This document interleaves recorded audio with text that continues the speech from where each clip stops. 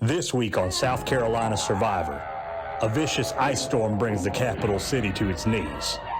With neighborhood Facebook pages reporting icy conditions, the bread and milk sold out for days, and the obligation to film and edit one cooking video a week, we join one Columbia man as he battles icy conditions. Sub-50 temperatures, midday drunkenness, a hidden immunity idol, and one perilous journey to the gas station.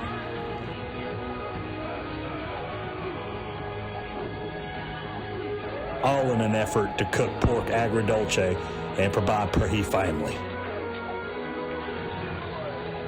This is Survivor South Carolina edition, or week 4 of the 52 Weeks Cooking Challenge. So this is week 4 of the 52 Weeks of Cooking Challenge, and this week's challenge is vinegar. This week we are making pork agrodolce, which is kind of like if the Italians did barbecue. It's like a sweet and sour braised pork dish, and it's incredibly easy. Probably one of the easiest things that we make. Very simple, but it's got a really high return on flavor for the amount of effort that you put into it. So you're going to get you a bowl. This is for your marinade and sauce. You're going to do 2 cloves of garlic. You're going to do 2 tablespoons of tomato paste, 1/3 of a cup of aged balsamic vinegar.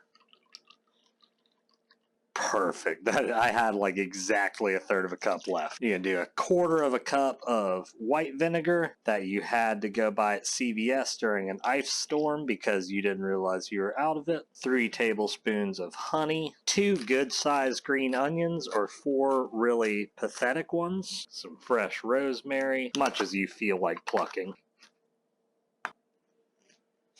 1 tablespoon of salt, 1 teaspoon of crushed red pepper, as much black pepper as you feel like cranking, and then Nona's secret ingredient, 1 anchovy fillet. And you want to mash it.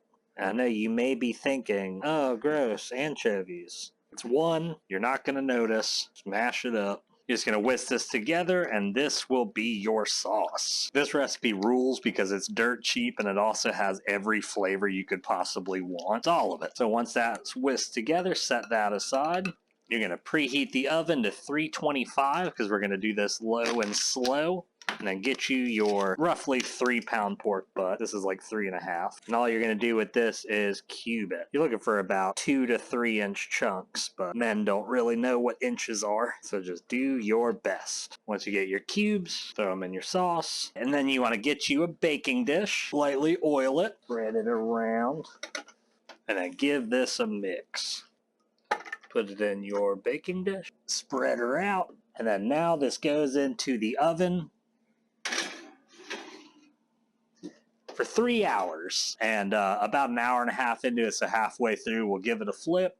But 3 hours total, that's seriously it. It's done. Finished. That's all you do. All right, so it's been about 1.5 hours. And at that point, take it out, give her a flip. You can add some water in here if it looks too dry. I've never had to add water, but it is up to you. We're going to put this in for another hour. It really depends on your oven. Yeah, I don't think it needs 1.5 hours muffin. I think it'll be fine with just 1 hour. All right. So after right about another hour, you pull it out, burn the shit out of your hand, and you should have something that looks like that, which to the layman will look burnt. But it is not burnt. It is caramelized, and you got all this sauce in there. Essentially, what you've done is you've made Italian barbecue. Get an action shot. You got your agrodolce, got some motherfucking polenta, which is essentially just Italian people grits. So we got Italian grits, Italian barbecue. I want to say hello to the camera. Show them to me. All right.